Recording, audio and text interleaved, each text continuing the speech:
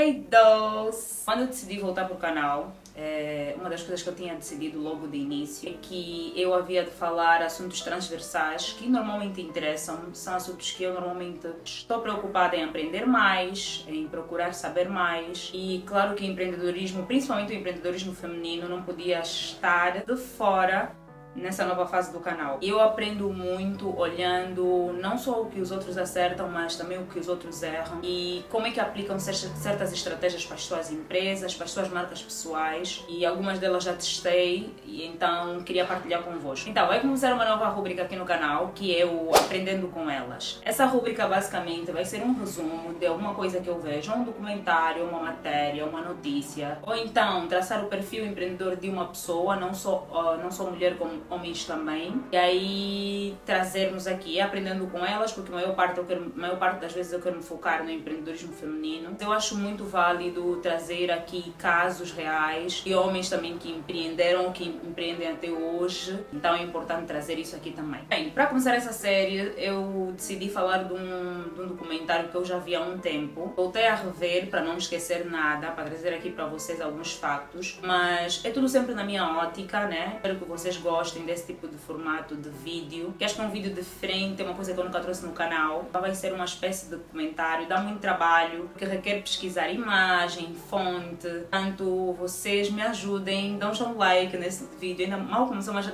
deem já like, para eu saber e perceber se é o tipo de vídeo também que vocês gostam, se vos interessa ou não, mas eu acho que é muito importante, até porque eu volto e meia as pessoas me perguntam certas coisas.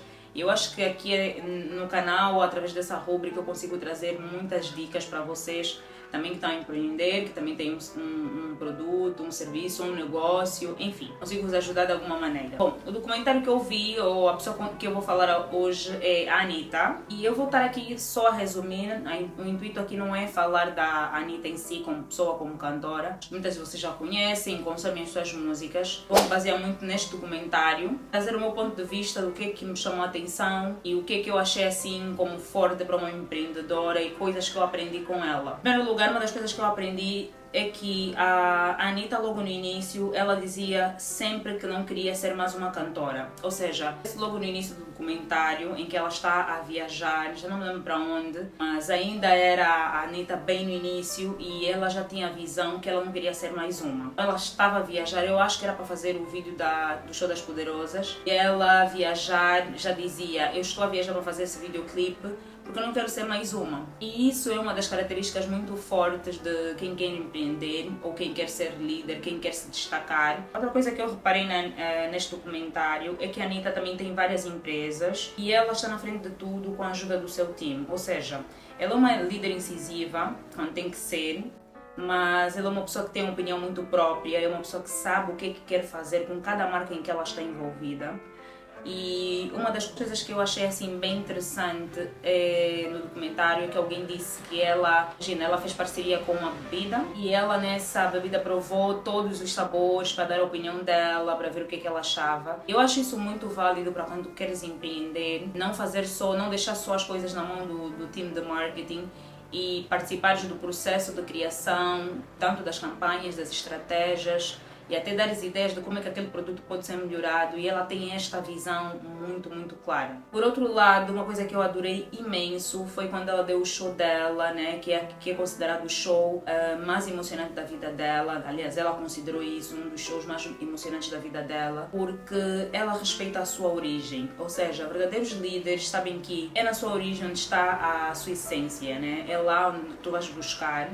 E por isso é que ela se emociona muito no show que fez em Honório Gurgel. Às vezes nós negligenciamos muito as nossas origens, de onde é que nós viemos, quem são os nossos antepassados, de onde é que eles vieram, a nossa base, a nossa essência, o nosso nome, o nosso tom de pele, tudo isso, parecendo que não, é o que nos faz único. Às vezes ao empreender, aquilo que é chamado o teu wow factor, está realmente ali na tua essência, na tua origem, e muitos de nós às vezes nos esquecemos de ir buscar. A Anitta percebeu isso muito cedo, de que não esquecer ou não deixar de lado a origem dela, que é o Honório Gurgel, faria dela ainda maior, né? Não esquecendo a base, a origem. Portanto, achei assim super válido e me fez refletir muito essa coisa de voltarmos às origens, da nossa base, bebermos dos mais velhos, que é uma coisa que às vezes nós deixamos para trás porque somos jovens e que achamos que sabemos de tudo e que somos muito modernos, mas às vezes o nosso sucesso está realmente na nossa origem. Então nunca se sabe se aquele produto que vem lá da tua origem é a fórmula mágica para o teu sucesso. Outra coisa que eu achei interessante é que o irmão dela fala muito que a Anitta abriu mão da sua adolescência muito cedo, então havia vezes em que ele queria sair com ela e ela dizia: eu não vou sair hoje porque estou a preservar a minha imagem. Claro que estamos a falar de uma altura em que ela já ia a baile funk, com as frequências já estava a ficar conhecida mais ou menos, mas ainda assim ela entendeu muito cedo que renunciar certos prazeres faz parte do jogo de empreender. Então ela, como ela própria diz, a imagem dela é o que vende, né? A Anitta é uma marca pessoal. E ela entendeu isso desde muito cedo, de que não podia dar ponto sem nó, e também ela fala no documentário. E aí preservava a imagem dela desde a adolescência e não estar em qualquer lugar, em todo sítio, com todo mundo. E eu acho que isso é muito importante nós falarmos, porque às vezes nós pensamos que a questão de fazer networking tens que estar em todo sítio o tempo todo, com todo mundo. E não é bem verdade. Principalmente os empreendedores têm que estar em lugares estratégicos, em momentos estratégicos, mais estratégicos ainda, para que conheçam pessoas chaves que possam alavancar os seus negócios. E a Anitta descobriu isso desde muito cedo, por isso é que ela é muito ligada à família dela e não tem tantos amigos assim. Ela preferia ficar em casa com a família do que propriamente estar em todo o sítio, como uma maneira até de preservar a imagem dela. Outra coisa que achei super interessante nesse documentário, porque também é uma jornada que para mim cada vez mais faz sentido, que é a espiritualidade. A Anitta vem de uma família que frequentava a igreja, eu acho que era católica porque ela fala de paróquia, então ela começou a cantar muito cedo na igreja, mas ela como adulta mudou-se para uma religião de matriz africana, e então ela fala muito dos orixás, ela respeita muito isso. Eu achei isso interessante, dela não ter vergonha ou medo de falar, e ela através disso então descobriu quem era o seu anjo da guarda e começou a se entender bem melhor enquanto pessoa. Então a espiritualidade é um caminho que às vezes eu sei que as pessoas confundem muito religião e espiritualidade, mas a espiritualidade sem dúvidas é um caminho que nos faz nos autoconhecer. Temos muito, não adianta tu empreenderes, não adianta tu dares mente e corpo, se tu não tens a alma curada, se não tens a alma preparada para receber certas bênçãos. E eu acho que também muita coisa acontece na vida dela, porque ela tem isso muito forte, apesar de ser uma coisa que ela não fala tanto, deu para perceber que é uma coisa que ela vive diariamente e não tem vergonha de assumir nada disso. Outra coisa que eu adorei no documentário, e aí eu me revi muito nela, é a questão de ser às vezes muito rígida com o teu time, né? Porque ela é muito criativa, e para quem tem a mente criativa, assim como ela, eu também tenho a mente muito criativa. Nós às vezes temos uma coisa na nossa cabeça, mas depois não sabemos às vezes explicar exatamente como é que aquilo tem que ser. Na nossa cabeça é muito claro, mas fica muito difícil às vezes explicar com palavras. Mas para além disso, outra coisa que eu percebi é que ela tem momentos que simplesmente explode com o time, que não estão a perceber a ideia dela, a visão, e ela fica assim, passada. Eu acho que faz parte do jogo, né? Tu não podes ser 100% boazinha, não tem como.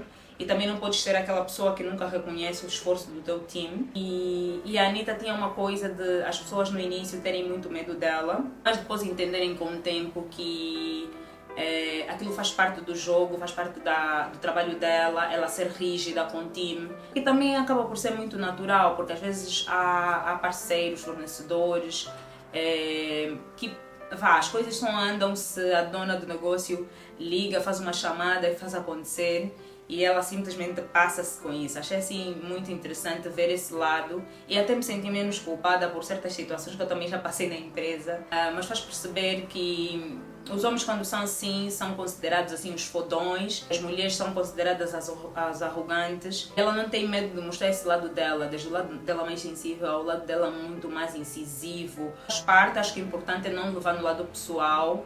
Óbvio que com limites de tudo, respeito acima de tudo, mas o time dela respeita ela exatamente por causa disso, porque ela tem essa personalidade digamos, essa dupla personalidade de fazer acontecer as coisas. Óbvio que ela, do mesmo jeito que conquistou muitos fãs, conquistou muito hate também, ela explica no documentário dela, e achei interessante essa coisa de não ter muitos amigos, ou se ela faz amigos depois, simplesmente odeiam ela, ou não gostam dela, ou arranjam treta, e nós já vimos muitas tretas da Anitta, não estou aqui para fazer fofoca ou estar a numerar as coisas que ela passou, mas ela não é a única, e isso acontece muito, à medida que tu vais crescendo, tu vais tendo pessoas que simplesmente não gostam de ti ou não concordam com a tua maneira de trabalhar, mas aqui o segredo é seguir o baile. Também teve uma parte do documentário em que comentaram que ela foi rejeitada por várias rádios, várias televisões, várias revistas.